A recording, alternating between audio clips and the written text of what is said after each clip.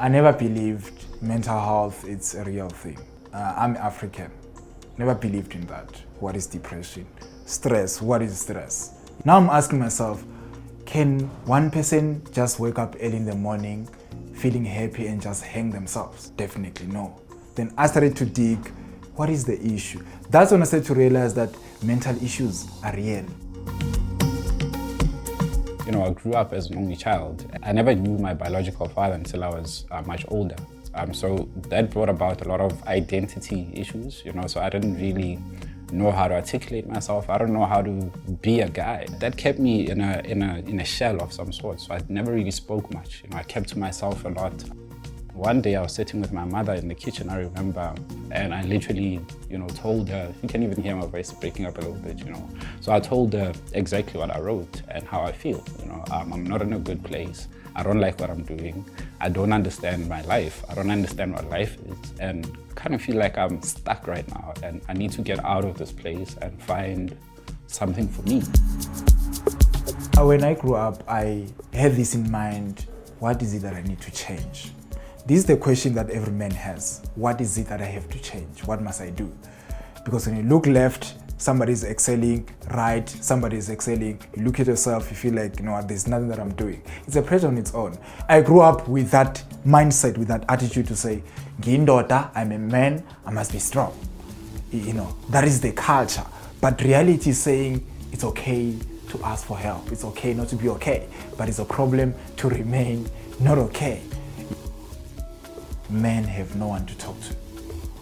It's so possible that a man can have 5 friends, but among the 5 friends, nobody that he can sit down with and talk reality.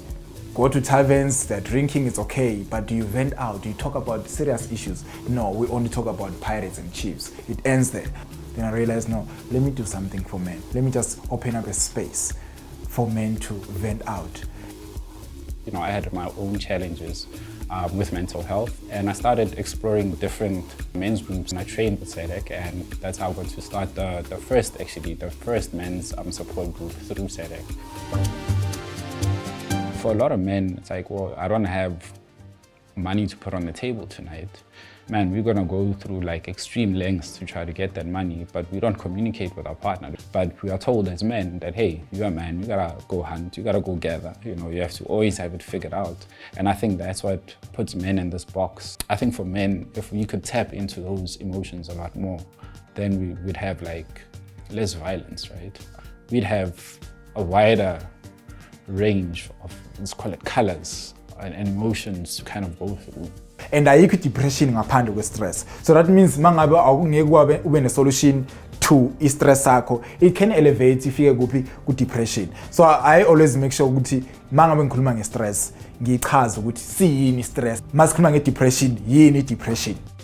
And I think being mentally healthy, but to me, it's all about regulating how you feel in your body, being able to kind of put a word to how you're feeling. As long as you kind of have a language that speaks to you, and when you tell someone about how you're feeling, it kind of resonates for both of you.